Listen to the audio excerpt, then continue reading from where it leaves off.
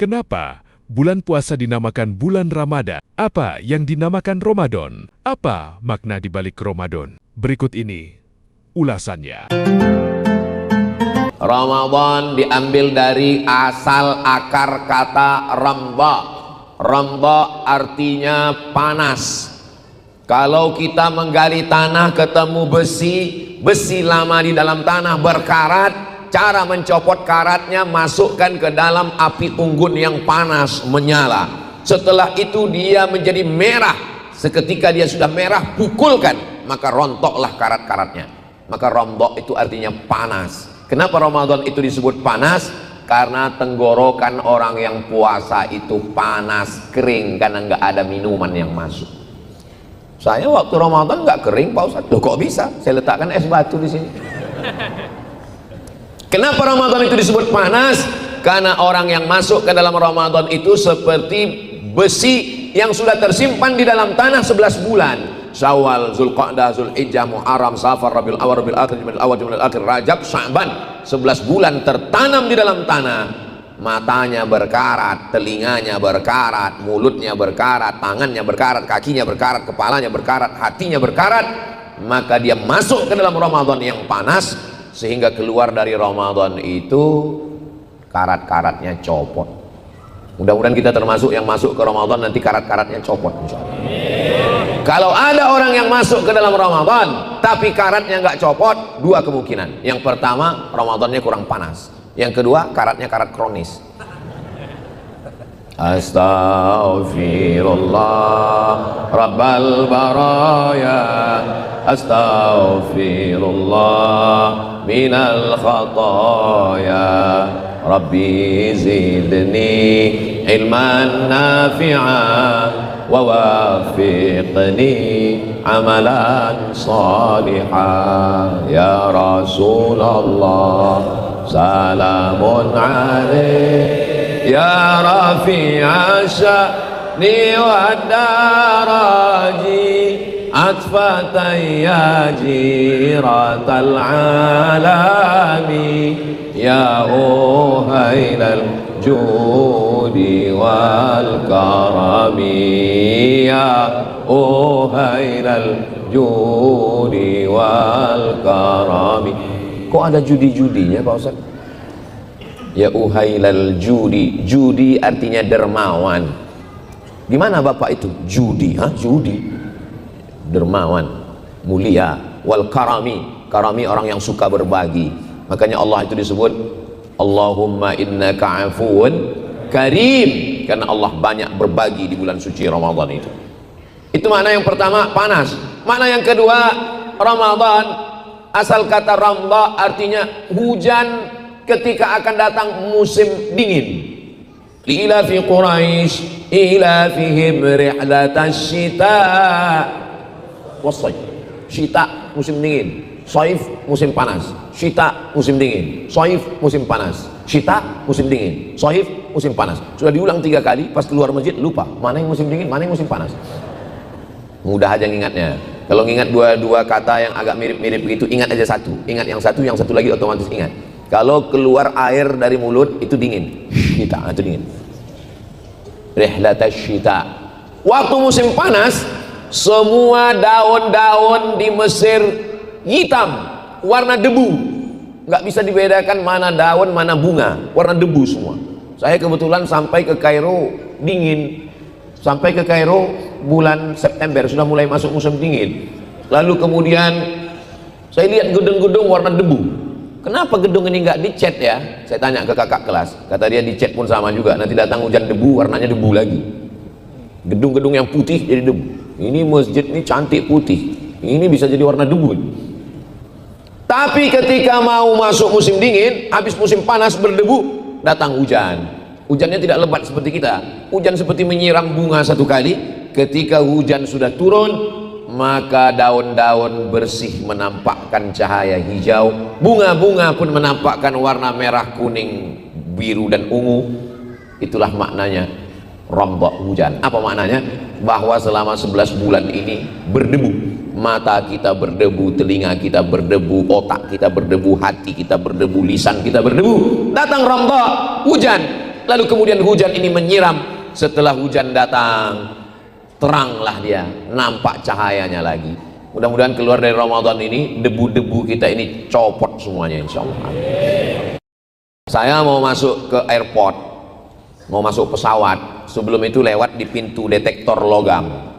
Tet, Bapak tolong buka ikat pinggang. Aku memang sudah lama nggak pakai ikat pinggang, biar supaya jangan repot. Tet, mungkin Bapak ada jam tangan, sudah dicopot, sudah semua lepas. Rupanya ada logam di topi, topinya dipegang. Kenapa dia berbunyi? Karena detektornya itu masih tajam. Tapi kalau sensornya tertutup debu, karena tidak dibersihkan, tidak dilap, itu dia udah nggak nangkap lagi. Sensornya itu sudah mati. Maka sensor yang tertutup debu inilah dibersihkan, disucikan dengan Ramadan. Kira-kira penjelasan saya ini, suara saya jelas atau nggak jelas? Penjelasannya dulu di kampung saya tinggal di asrama waktu sekolah. Itu seminggu menjelang Ramadan, 10 hari menjelang Ramadan, di rumah Bapak Anu, selamatan di rumah Pak Anu, ujungnya selamatan di rumah Pak Selamat.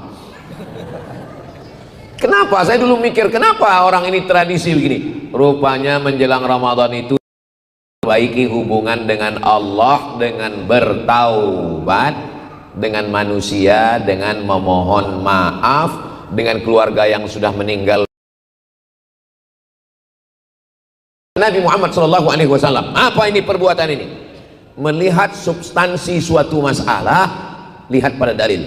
Kekuatannya ada pada dalil. Tentang masalah memperbaiki hubungan dengan Allah, ya ayyuhalladzina amanu, hai orang yang beriman, tubu ilallah, bertaubatlah kepada Allah taubatan nasuha. Nasuha dari 3 huruf, nasoha. Dari kata nasuha inilah nasihat. Dari kata nasoha inilah nasuha. Apa itu nasuha? Nasuha artinya menyaring madu di kain yang tipis. Saya pergi ke hutan, saya lihat pemanjat pohon kayu tualang, dia bawa golok panjang, dia tebaskan ke lilin sarang madu. Seketika lilinnya jatuh dari atas, kami tampung di bawah pakai kain tipis, dan keluarlah madu murni dari celah-celah kain tipis. Lilinnya nyangkut, rantingnya nyangkut, lebahnya nyangkut, anak lebah nyangkut, sampahnya nyangkut. Yang keluar adalah madu murni fresh. Itulah makna nasuha. Apa makna nasuha? Dosa kita semuanya nyangkut bersih-bersih, yang keluar adalah iman dan amal soleh.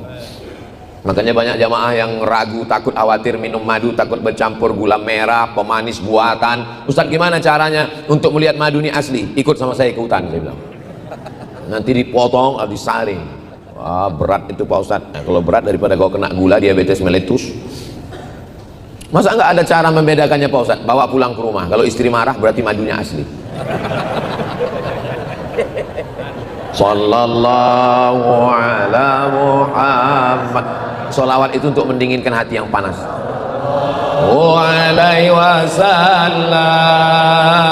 Sallallahu ala Muhammad. Sallallahu alaihi wasallam. Ya Nabi, salam alaika. Ya Rasul, salam alaika. Ya Habib, salam alaika. Salawatullah alaika. Allahumma salli ala Sayyidina Muhammad. Allahumma salli wa sallim wa barik alaih. Taubat kepada Allah. Kalau kepada manusia, kepada manusia memohon, meminta maaf. Oh, enggak ada Nabi minta maaf. Mana pernah Nabi minta maaf? Nabi naik ke atas mimbar. Mimbar Nabi itu tangganya 3. 1, 2, 3. Ini berapa ini? 1, 2, 3, 4, 5, 6. Berarti ini yang 3 lagi bid'ah. Karena mimbar Nabi itu cuma 3. 1, 2, 3. Nabi naik ke atas mimbar, lalu Nabi bertanya, man kuntu jalattu lahu zahran. Siapa yang pundaknya pernah aku cambuk waktu aku mencambuk kuda, rupanya dia ada di balik kuda, lalu kemudian dia kena cambuk dan dia tidak marah, tidak ngelawan. Hadza zahri, ini pundakku, silakan balas. Sahabat Nabi terdiam, mereka sedih, mereka tahu Nabi minta maaf, Nabi mau meninggal. Nabi minta maaf itu hari Rabu. baca kitab Ar-Rahiq Al-Maktum saat-saat menjelang Nabi meninggal. Nabi minta maaf hari Rabu, Kamis, Jumat, Sabtu, Ahad, Senin meninggal. Tapi bukan berarti kalau ada kawan kita minta maaf 5 hari setelah itu dia meninggal. Man kuntu syatamtu lahu irdan, siapa yang hatinya pernah tersakiti dengan kata-kataku, perbuatanku, hadza irdi, ini harga diri Muhammad, falyastaqim minhu, silakan balas. Sahabat Nabi nggak ada yang membalas, semuanya terdiam. Kemudian kata Nabi, siapa yang pernah aku pinjam uangnya, sahabat Nabi langsung tegak. Ini maknanya, kalau kulit tersakiti bisa kita maafkan, kalau hati tersinggung bisa kita maafkan, tapi kalau uang berat bro. Innalaka alayya 3 darahim, uang saya ada padamu 3 dirham. Lalu apa kata Nabi kepada Fadl bin Abbas, saudara Abdullah bin Abbas, sepupu Nabi, anak Abbas, idfa' ya Fadl, bayarkan wahai Fadl. Nabi minta maaf.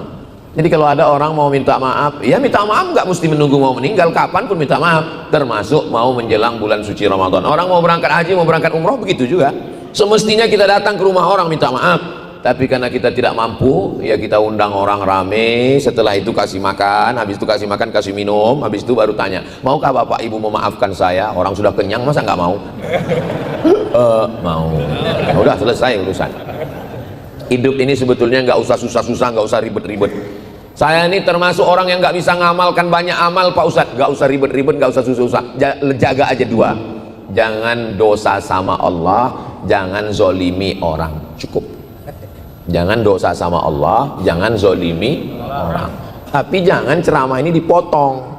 Ini masalahnya jamaah ini, nggak mau nonton full, dipotongnya nonton TikTok 1 menit. Potong yang pas ngomong itu. Jangan dosa sama Allah dan jangan zolimi orang, cukup. Akhirnya dia nggak sholat. Ditanya, kok nggak sholat? Nih kata Ustaz Somad, jangan dosa sama Allah, jangan zolimi orang. Sholat, zakat, puasa, haji, umroh kalau mampu tetap dilaksanakan. Adapun kita amal banyak, kalau dosa maksiat sama Allah, menyakiti, menzolimi orang, habis amal kita itu semua. Tapi yang paling bagus, yang high quality, VVIP, sama Allah nggak maksiat, sama manusia tidak berbuat zolim, dan amalnya berkualitas tinggi. Mudah-mudahan kita termasuk yang golongan itu, insyaallah. Amin. Rabbal alamin. Sama tetangga, jiran, kawan, sahabat sudah bersih, sama Allah Subhanahu wa taala sudah taubat nasuha. Ma min muslimin yudhnibu dzamban. Kalau ada orang yang silap khilaf, salah, berdosa, summa yatatahhar, mandi, nggak bisa mandi, wudu, nggak bisa wudu, tayamum, summa yatatahhar, setelah suci ini salat sunat 2 rakaat, salat sunat taubat. Nggak ada dalilnya, perbuatan orang nggak ada dalilnya, kata dia, padahal ada. Yang orang zikir kuat itu apa dalilnya? Dalilnya hadis Abdullah bin Abbas. Karena Abdullah bin Abbas ketika ditanya, dari mana kau tahu bahwa Nabi dengan sahabat udah selesai sholat? Karena saya mendengar Nabi dan sahabat bertakbir, Allahu Akbar, Allahu Akbar, Allahu Akbar. Ada dalilnya. Tapi kalau kita tahu sahabat kita itu berpegang kepada mazhab yang zikirnya nggak kuat, kita kebetulan kuat, ya jangan kita mau kelahi, kita saling paham aja. Kita udah tahu dia zikirnya nggak kuat, kita kuat, lalu Allahu Akbar. Itu namanya bukan ngamal, itu nyari berantem namanya. Iya kalau dia sabar, kalau dia preman baru taubat, ini sama kau kata dia. Wadhkur rabbaka fi nafsika, sebutlah Tuhanmu dalam dirimu. Ada orang yang dia mau tenang, mau nyaman, astagfirullahaladzim, astagfirullah, mau nangis. Kadang kita ini mau nangis nggak jadi ya karena suara itu. Berapa kali kita mau nangis di depan makam Nabi itu nggak jadi. Assalamualaikum ya Rasulullah. Assalamualaikum. Udah mau nangis nggak jadi. Haji. Nggak jadi nangis. Nengok polisi lah, cabut lah. Nengok polisi ingat kena tilang. Nah, jadi masalah zikir ini nggak usah kelahi gara-gara zikir. Yang penting zikirnya. Ini masalah kelahi gara-gara zikir. Kok kelahi sama dia gara-gara apa? Gara-gara calon istri Pak Ustadz masih jantan. Kok kelahi sama dia gara-gara apa? Gara-gara bisnis Pak Ustadz masih keren. Kok kelahi gara-gara dia sama apa? Gara-gara zikir. Gara-gara zikir berkelahi. Sholat Pak Ustadz. Untung aku nggak sholat gitu.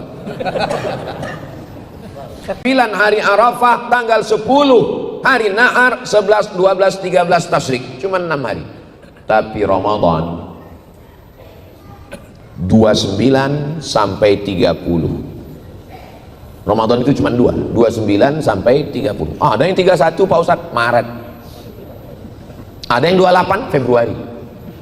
Kalau ada orang tinggal di Amerika, bulan Ramadan di awalnya dia di Amerika, habis itu di tengah Ramadan dia pulang ke Indonesia. Dalam hadis qudsi, as-shaumu li, puasamu itu untukku, wa ana ajzi bihi, dan aku yang akan membalasnya. Hadis ini ada dalam Sahih Muslim. Kalau kita baca Sahih Bukhari kita nggak paham, baca syarah penjelasannya, dijelaskan oleh Al-Imam Al-Hafiz Ibnu Hajar Al-Asqalani. Kalau kita baca Sahih Muslim kita nggak paham, baca syarahnya, dijelaskan oleh Al-Imam Muhyiddin Abu Zakaria Yahya bin Sharaf An-Nawawi, dikenal dengan imam besar dalam mazhab Syafi'i, meninggal tahun, namanya Imam Nawawi. Nawawi ada dua, yang pertama Imam Nawawi di Suriah, yang kedua adalah Syekh Nawawi Al-Bantani, ulama besar, meninggal di Ma'la, makamnya di Makkah. Nama kitabnya Marah Labid fi Kashfi Ma'anil Qur'anil Majid, gelarnya Sayyid Ulama Hijaz, Makkah dan Madinah. Dan hampir di setiap daerah di Indonesia ini pasti ada nama orang Nawawi. Dalam keluarga saya ada keponakan saya namanya Nawawi. Kawan saya kuliah ada namanya dulu semester 1 Nawawi, saking hebatnya Imam Nawawi. Kata Imam An-Nawawi, kenapa puasa itu disebut ku, kata Allah? Kenapa Allah menyebut puasa untukku? Apakah Allah membutuhkan puasa? Tidak, Allah tidak membutuhkan makhluk, Allah tidak memerlukan apapun. Lalu kenapa puasa itu dinisbatkan kepada Allah? Alasannya 3. Yang pertama, karena puasa ibadah yang paling minim riak. Ibadah yang paling minim riaknya itu puasa. Kalau sholat kelihatan, oh sholat lagi di masjid, tahiyatul masjid, oh rakaat pertama Yasin. Pas lagi di rumah, iftitah Fatihah ayat 1 napas. Itu bukan mazhab Hanafi, bukan mazhab Maliki, bukan mazhab Syafi'i, bukan mazhab Hambali, mazhab Valentino Rossi. Cepat sekali, riaknya tinggi. Apalagi haji, haji tahun 2024 undang semua kawan, jiran, tetangga mau berangkat haji, batal furoda. 2025 undang lagi mau berangkat haji, gagal visa percepatan. 2026 undang lagi mau berangkat, meninggal. Store 2026 berangkatnya 16 tahun, Sukabumi. Kemarin ketemu dengan Bapak Kementerian Haji. Sukabumi berapa lama sekarang Pak? 16 tahun Pak Ustaz. Sukabumi, bahasa Arabnya hubbud dunya. 16 tahun daftar. Di berbagai daerah ada yang sampai 30 tahun. Store 2025, 35, 45, 55. Sudah lewat Indonesia emas. Indonesia nikel. 2055 baru berangkat. Jadi kalau satu daerah itu 30 tahun baru berangkat haji, orang semua tahu, wow, udah daftar, tingkat riaknya tinggi. Begitu pulang dari haji, hanya besar-besar pakai spidol. Kalau ada acara nggak disebut haji, murung. Apa kabar Pak Haji? Alhamdulillah. Tingkat riaknya tinggi. Apalagi kalau sedekah, sedekah, tolong tulis nama Bapak, jangan, hamba Allah. Hamba Allah. Yang kami hormati Bapak hamba Allah, sebut nama saya nggak minta hormati, tapi tolong hormati saya. Tapi puasa ibadah yang paling minim tingkat riaknya, yang tahu hanya dia dengan Allah Subhanahu wa ta'ala. Kenapa as-shaumu li, puasa untukku? Karena orang sedang berpuasa, dia sedang berbuat dengan perbuatan Allah. Perbuatan Allah, syirik dong melakukan perbuatan Allah. Allah tidak makan, dia tidak makan. Allah tidak minum, dia tidak minum. Allah tidak punya istri, tidak punya anak, saat itu dia tidak berhubungan kelamin. Ibadah puasa adalah orang yang paling dekat dengan Allah Subhanahu wa ta'ala.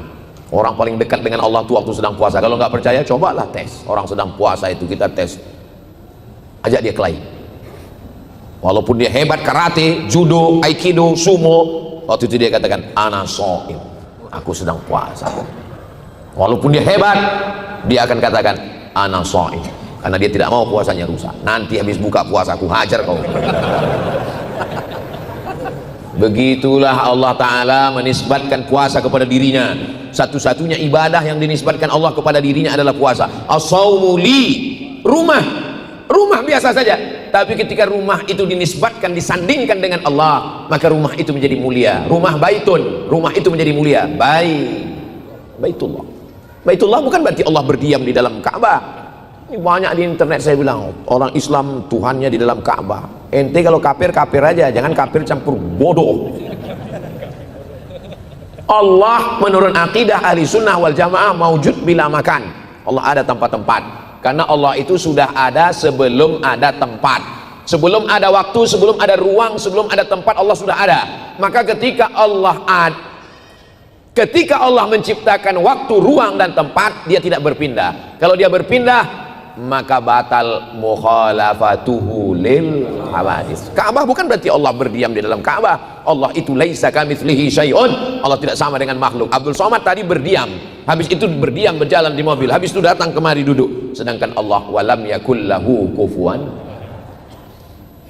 Lalu apa maksud Baitullah? Allah memuliakan Ka'bah, maka disebut Baitullah. Makhluk yang paling rendah abdun, hamba, hina, sahaya, nggak punya apa-apa, dirinya pun dia nggak punya. Seorang hamba sahaya, kalau dia punya anak, anaknya milik hamba sahaya. Seorang hamba sahaya, kalau dia kerja, dia dapat uang, uangnya milik tuannya. Seorang hamba sahaya, kalau dia menikah, dia punya keluarga, keluarganya milik tuannya, diwariskan kepada anaknya. Dia nggak punya apa-apa, dirinya pun dia tidak punya. Maka Islam datang merubah manusia dari hamba manusia menjadi hamba Allah. Makanya nama yang paling mulia hamba Allah, Abdullah, Abdurrahman, Abdurrahim, Abdul Somad. Ini Asmaul Husna semua. Oh, Asmaul Husna. Ya Rahman, Ya Rahim, Ya Malik. Tinggal menambahkan Abdu, Abdurrahman, Abdul Rahim, Abdul Malik, Abdul Qudus, Abdul Salam, Abdul Mu'min, Abdul Muhaimin, Abdul Sabur. Tinggal menambah Abdu, artinya hamba. Makanya ada IAAI, Ikatan Abdul Internasional. Abdu, Abdullah. Hamba hina didekatkan kepada Allah, Abdullah. Makhluk yang hina didekatkan kepada Allah, Baitullah. Begitu juga dengan nafakhtu fihi mir ruhi. Aku tiupkan ruhku. Nah, ini banyak di perdebatan ini. Tengok, berarti Nabi Isa itu adalah ruh Tuhan, karena kata dia ruhku.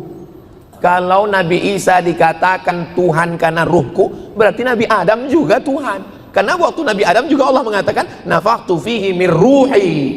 Ruhi di situ maksudnya bukan ruh Tuhan, sama dengan Baitullah bukan rumah Tuhan. Maksudnya adalah mulia ruhnya. Menempelkan sesuatu, menyandingkan sesuatu kepada Allah, itu maksudnya lit ta'zim, untuk memuliakan. Begitu juga dengan puasa. Puasa itu dimuliakan karena Allah sendiri yang mengatakan as-saumu li, puasaku itu untukku. Kira-kira penjelasannya bisa dipahami? Kalau Tuhan pergi ke Medan, jangan lupa membeli talam. Kadang kalau orang belum sarapan, susah dia untuk paham. Setelah kita pahami bahwa ibadah yang paling utama adalah puasa, ada ibadah yang keluar uang, bangun masjid. Ada ibadah yang keluar suara, Bismillahirrahmanirrahim. Ada ibadah yang keluar darah, jihad. Ada ibadah yang keluar keringat, tawaf, sa'i. Tapi ada ibadah yang nggak keluar uang, nggak keluar tenaga, nggak keluar keringat, nggak keluar darah. Ibadahnya hanya diam. Itulah dia ibadah puasa. Puasa itu cuma diam. Makanya kalau ada teman yang diam aja, bisa jadi nggak puasa. Ibadah yang hanya diam, ibadahnya hanya menahan, tahan mata, tahan telinga, tahan tangan, tahan kaki, tahan mulut, tahan hati, tahan pikiran. Itulah namanya syam, ibadah. Imsak, menahan. Alhamdulillah Pak Ustadz, suami saya kalau sudah puasa itu semua dia tahan, matanya nggak kebuka dari mulai azan subuh sampai azan maghrib. Bangunnya pas sholat aja, sholat zuhur, habis itu nahan lagi. Bagus, daripada dia buat maksiat. Inilah fatwa yang dinanti-nantikan pemalas. Coba nanti cari masjid yang paling tebal karpetnya, paling dingin AC-nya. Ini saya khawatir ini Masjid At-Thahir ini. Di siang Ramadan jam 12, jam 1 siang kita buka pintu, bergelimpangan korban-korban Ukraina dan Israel. Dibangunkan, bangun. Langsung dia buka matanya, naumus shaim huwal ibadah. Tidurnya orang puasa adalah ibadah. Hadis yang lain nggak ada yang dihafal. Hadis itu hafal kan dia. Puasa bukan berarti mengurangi sudah jam 6. Tadi saya mulai tausiah jam 5. Sekarang sudah jam 6. Cepat sekali waktu berlalu di Masjid At-Thahir ini. Atau jam saya ini sudah mulai cepat karena hari ini mau pulang? Oh, jam 5.55, berarti jam saya ini terlalu setelannya cepat. Oke, kita tambah 5 menit lagi. Saudara yang dimuliakan Allah Subhanahu wa taala, matahari terbit jam 5.50. Ustaz tahu dari mana? Tuh. Syuruk 5.50. Ketika matahari terbit, datang setan menghampiri. Matahari itu kan bulat. Bulat matahari itu terbit. Bulat. Waktu matahari terbit bulat, datang setan menghampiri. Ini matahari ya, matahari terbit kan bulat, datang setan menghampiri. Metal kata dia. Datang menghampiri. Selama qaidah ram'in, selama setinggi tombak. Ini tinggi tombak. Jadi waktu matahari terbit, datang setan menghampiri sampai setinggi tombak. Setelah diukur menurut ilmu astronomi, setinggi tombak itu 12 menit. Maka supaya kita jangan ragu, paskan 15 menit. Itulah mengapa nanti kita sholat sunat isyroknya jam 6:05. Kenapa? Karena jurusnya syuruk tambah 15 menit. Jelas?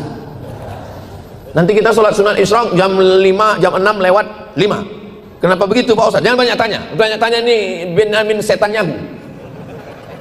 Jurusnya begitu, karena ditambah dari terbitnya matahari 12 menit supaya nggak ribet. Lengkapkan 15 menit, nanti jam 5 sholatnya masing-masing. Man sholat subha fi jama'atin, siapa yang sholat subuh berjamaah, summa qa'ada yadhkurullah, habis sholat subuh dia nggak keluar masjid, dia duduk zikir, baca Quran. Nanti bulan Ramadan begitu, apalagi ada masjid besar pengajian, taklim, baca Quran, baca tafsir, baca hadis, duduk hatta sampai kapan? Tatlu asyams, sampai terbit matahari 5.50. Summa yusalli raka'ataini, kemudian dia sholat sunat 2 rakaat. Kanat lahu ka ajri hajjatin wa umrah, dapat pahala seperti haji dan umrah. Ini kita semua ini dapat pahala seperti haji dan umrah. Tapi jangan gara-gara ini pulang dari sini lalu narik ONH yang udah di store. Rame-rame jamaah subuh ini ke BSI ngan narik. Kenapa ditarik Pak? Karena kata Ustaz Somad sudah haji. Seperti haji dan umrah. Syukur-syukur bisa dilaksanakan 30 hari di bulan Ramadan nanti insyaallah. Amin. Puasa ini luar biasa. Sampai ada satu pintu di surga itu hanya la yadkhuluhu illa shaimun. Yang masuk di sana hanya orang yang berpuasa. Namanya adalah Babur Rayyan. Mudah-mudahan kita masuk dalam yang masuk pintu Babur Rayyan itu insyaallah. Setelah puasa apa? Setelah puasa adalah memperbanyak somat. Sholat. Perbanyak sholat. Sholat tarawih, sholat tahajud, sholat witir, masuk masjid tahiyatul masjid, qabliyah, masih ada waktu sholat sunat taubat, masih ada waktu sholat sunat hajat, masih ada waktu sholat sunat mutlak. Sholat sunat, terus ayatnya Pak Ustaz? Ya kulhu. Ini jamaah ini saya perhatikan, kalau udah saya cerita tentang sholat sunat, pasti pertanyaannya, ayatnya Pak Ustaz macam hafal Quran aja. Ya itulah ayatnya yang macam biasa itu aja. Tapi saya heran juga banyak orang sholat cepat sekali. Secepat-cepatnya sholat itu 1 rakaat paling tidak 2 menit. Nabi membaca Al-Fatihah 7 nafas. Bismillahirrahmanirrahim. Alhamdulillahirabbil alamin. Arrahmanirrahim. Maliki yaumiddin. Iyyaka na'budu wa iyyaka nasta'in. Ihdinas siratal mustaqim. Shiratal ladzina an'amta 'alaihim ghairil maghdubi 'alaihim waladdallin. Bagaimana kalau Al-Fatihah itu saya buat 1 nafas? Kalau yakin, maksudnya yakin selesai dan nafasnya bisa ditarik lagi. Takutnya selesai sampai di situ. Bismillahirrahmanirrahim. Alhamdulillahirabbil alamin. Arrahmanir rahim. Maliki yaumiddin. Iyyaka na'budu wa iyyaka nasta'in. Ihdinas siratal mustaqim. Shiratal ladzina an'amta 'alaihim ghairil maghdubi 'alaihim waladdallin. Bisa. Makmum ini sebetulnya ngikut imam aja. Apa kata imam ya begitu makmum. Ghairil maghdubi 'alaihim waladdallin. Ghairil maghdubi 'alaihim waladdallin. Tergantung imam. Makanya kami kebetulan sholat di airport waktu mau pulang di King Abdul Aziz Airport Jeddah. Datang imam Pakistan. Dia tanya, man minkum hafizul Quran? Kata dia. Dia tanya, siapa yang hafal Quran? Dia tengok kiri, dia tengok kanan, nggak ada yang ngaku, dia yang maju ke depan. Begitulah adab dia. Aqra'uhum, orang yang paling banyak hafalannya. Maka di bulan Ramadan membaca Al-Quran di dalam sholat, itulah maka berlomba-lomba menghatamkan Al-Quran. Kalau ayatnya panjang, rakaatnya dikit. Kalau ayatnya pendek, rakaatnya banyak. Saya ulang, jurusnya begitu. Kalau ayatnya panjang, rakaatnya dikit. Kalau ayatnya pendek, rakaatnya banyak. Orang Indonesia ini hebat berkreasi, dia kombinasikan. Ayatnya pendek, rakaatnya dikit. Jadi sebenarnya ibadah ini bukan mau menumpuk-numpuk rakaat, bukan mau menumpuk-numpuk khataman, tapi proses pembiasaan diri. Allah bisa karena biasa. Kalau sudah terbiasa 23 rakaat ayat pendek, terbiasa 8 rakaat 11 dengan witir ayat panjang, maka orang sudah terbiasa menghatamkan Al-Quran dalam sholatnya, terbiasa dengan ayat-ayat yang panjang. Maka sholat, utamakan sholat. Tarawih, jangan tarawih diambil dari kata tarwi'ah, istirahat. Tarwi'ah, istirahat. Tarwi'ah, istirahat. 3 kali istirahat. 3 kali istirahat, tarwi'ah, tarwi'ah, tarwi'ah, jamaknya tarawih. Jadi sholat tarawih artinya sholat yang pakai duduk istirahat. Kenapa pakai duduk istirahat? Karena ayatnya panjang, kaki kram, maka mereka duduk istirahat. Ketika mereka duduk istirahat, ada yang baca Quran. Ketika duduk istirahat, ada yang tawaf. Subhanallah walhamdulillah wa la ilaha illallah wallahu akbar. Subhanallah walhamdulillah wa la ilaha illallah wallahu akbar. Ustaz Abdul Somad, ya. Apa hukumnya waktu duduk istirahat itu ada yang bertasbih? Subhanal malikil ma'bud, Subhanal malikil mawjud. Dijawab oleh Syekh Atiyah Saqar dari Al-Azhar Mesir, Mufti Al-Azhar. Kata beliau, dulu kalangan salaf ketika duduk istirahat ada di antara mereka yang tawaf sunat. Di dalam tawaf sunat itu ada tasbih, subhanallah walhamdulillah wa la ilaha illallah wallahu akbar. Itulah dalil boleh bertasbih di sela-sela tarawih. Bertasbih, bersolawat, tapi tolong bacaannya yang benar. Karena kadang saya mau ceramah berhenti di masjid, di surau, dilanggar di musola pinggir jalan, entah apa-apa katanya. Imamnya lambat, makmumnya cabut. Solawat itu memohon kepada Allah untuk Nabi, tapi sebenarnya Nabi nggak perlu. Kita bersolawat itu bukan mendoakan Nabi, hakikatnya bersolawat itu adalah untuk kita. Man shalla alayya salatan, siapa yang bersolawat 1 kali, sallallahu alaihi biha asyra, yang bersolawat itu dapat 10 kebaikan. Wa huttat anhu asyara sayyi'at, ditutupi 10 kesalahan. Wa rufi'at lahu asyara darajat, dinaikkan 10 derajat tingkatan kemuliaan. Jadi kalau ada orang mengatakan, "Ah, tengok tuh Nabi Muhammad lemah, dia didoakan oleh umatnya." Bodoh. Nabi Muhammad nggak perlu doa kita. Kita berselawat kepada Allah, minta untuk Nabi, tapi hakikatnya untuk kita. Makanya berselawat itu dengan suara yang pelan. Allahumma salli ala sayyidina Muhammad, Allahumma salli wa sallim wa barik alaih. Karena di beberapa masjid saya dengar Allahumma salli wa sallim alaih. Bayangkan kita bawa proposal menghadap gubernur, bupati, presiden. Allahumma salli wa sallim semen, batu bata, langsung dipanggilnya Satpol PP, tangkap nih, campakkan ke Nusa Kambangan ini. Mana adab kita? Makanya bersolawat, berdoa, berzikir. Ud'u rabbakum tadarru'an wa khufyah. Berdoalah kepada Rabb kamu dengan suara yang lirih, dengan suara yang meminta, memohon. Allahumma inna nas'aluka salamatan fid din, merayu Allah, wa afiatan fil jasad, wa ziyadatan fil ilmi. Sama seperti kita merayu, ada pejabat, ada orang kaya, ada pengusaha, ada menteri, kita datang, kami datang membawa, minta semen 5 sak. Kalau nggak ada semen, batu bata pun jadi. Kalau nggak ada batu bata, batu kerikil. Kalau nggak ada parah kali. Nah, sudah jam 6:06. Saya di mana-mana tausiah itu hanya 1 jam, kecuali di Masjid At-Tahir yang cantik dan indah ini. 1 jam 1 menit. Di akhir majelis mari kita sama berdoa kepada Allah. Doa ini dikabulkan Allah bukan karena saya, tapi doa ini dikabulkan Allah karena kita bersama orang-orang baik, bersama orang-orang yang ikhlas. Mudah-mudahan Allah menjadikan negeri kita baldatun thayyibatun wa rabbun ghafur. Mudah-mudahan Allah menolong saudara kita di Palestina. Mudah-mudahan anak-anak kita, anak yang soleh dan solihah, penghafal Quran, mujahid fisabilillah, ala hadhihi niyah, dengan niat yang baik ini, dengan amal soleh membaca surat Al-Fatihah. A'udzubillahi minasyaitonirrajim. Bismillahirrahmanirrahim. Alhamdulillahirabbil alamin arrahmanirrahim maliki yaumiddin. Iyyaka na'budu wa iyyaka nasta'in. Ihdinas shiratal mustaqim. Shiratal ladzina an'amta 'alaihim ghairil maghdubi 'alaihim waladdallin. Amin. Allahumma anzilir rahmata wassalamata wal barakata ala hadhil jamaah.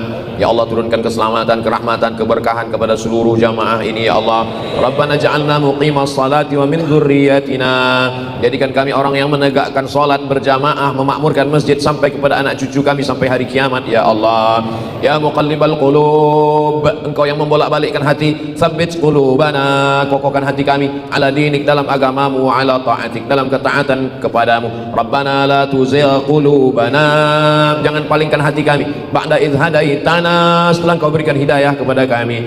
Rabbana la tu'akhidna in nasina aw akhtana, jangan hukum kami ketika kami lupa, ketika kami salah. Rabbana wa la tahmil alaina isran kama hamaltahu ala alladhina min qablina, jangan bebankan kami suatu beban yang kami tak sanggup memikulnya seperti orang-orang sebelum kami. Rabbana wa la tuhammilna ma la taqata lana bih, wa'fu anna, ampunkan kami, warhamna, rahmati kami, anta maulana, hanya Engkau yang dapat menolong kami, fansurna 'alal qaumil kafirin. Rabbana hab lana min azwajina wa dzurriyyatina qurrata a'yun, jadikanlah pasangan hidup kami, anak cucu kami, orang-orang yang sejuk dipandang mata dan menenangkan hati kami ya Allah. Allahumma faqihna fid din, dalamkan ilmu agama kami, wa 'allimna at-ta'wil, ajarkan kami pemahaman Islam yang benar menurut ahli sunnah wal jamaah. Allahumma ahyina bil iman, hidupkan kami dengan iman, wa amitna bil iman, matikan kami dengan iman, wa akhrijna minad dunya ma'al iman, keluarkan kami dari dunia ini membawa iman, wa adkhilnal jannata ma'al iman, masukkan kami ke dalam surga membawa iman.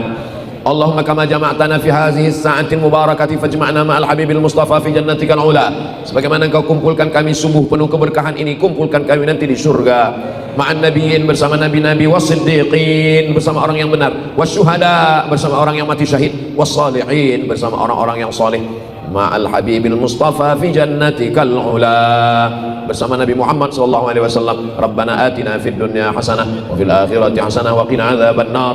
Sallallahu ala sayyidina Muhammad wa ala alihi wa sahbihi wasallam. Walhamdulillahi rabbil alamin. Taqabbalallahu minkum minna wa minkum taqabbal ya karim.